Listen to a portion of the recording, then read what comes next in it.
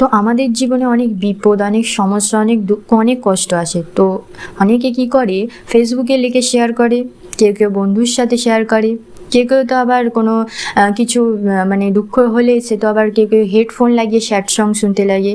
তো এইটা কোনো সমস্যার সমাধান না। তোমরা যদি সত্যিই সেই সমস্যার সমাধান থেকে মুক্ত পেতে চাও তো আল্লাহর কাছে দোয়া যাও।